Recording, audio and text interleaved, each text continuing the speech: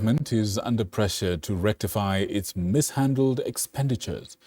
This follows, of course, the Public Financial Management Performance Monitoring System, that is PFM, and follow all the rules governing the procurement and use of borrowed monies. The Law Society of Kenya, that is the LSK, says that this will harness Kenya's public debt situation and rising levels of corruption. As Mike Kagwongo reports, the stakeholders at the Debt and Anti-Corruption Citizen Assembly on Thursday said that one of the major obstacles to Kenya's potential as a nation is a country's spiraling public debt caused by rampant corruption and embezzlement of public funds. Many suggested tax raises and additional shillings that common mwananchi would owe their government set off the immediate spark for the violent protest that engulfs Kenya's capital for 2 months. However, the fundamental reason was the billions of shillings that the Kenyan government owes its creditors. Since then, the discussion has sparked a national conversation on how the country will be able to pay off its more than 10 trillion shillings in debt, especially after the controversial withdrawal of the 2024 finance bill. The Law Society of Kenya now says Kenya's potential is still seriously hampered by the spiral in public debt, which is caused by rampant corruption and public money theft.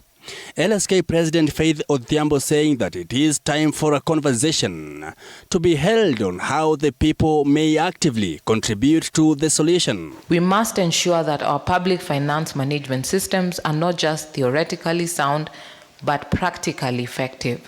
We must push for transparency in all financial dealings and demand that those who mismanage or misuse public funds are held accountable. Kenya is confronted with several obstacles, such as the crisis related to the rising cost of living, the effects of climate change, increasing debt vulnerability, and high rates of poverty and inequality.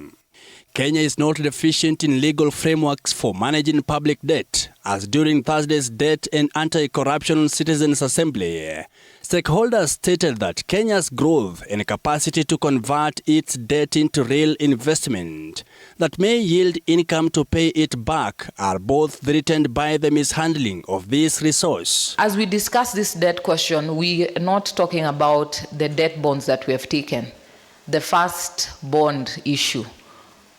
How much did we take? Where is the contract? Have we been able to see it? So the problem is at the budget process, but not at the how to raise the revenue to fund that budget. The government is now facing pressure to correct its managed spending, adhere to the Public Financial Management PFM performance monitoring system, and obey all laws pertaining to the acquisition and usage of borrowed funds. Mike Kagwongo, TV 47, Nairobi.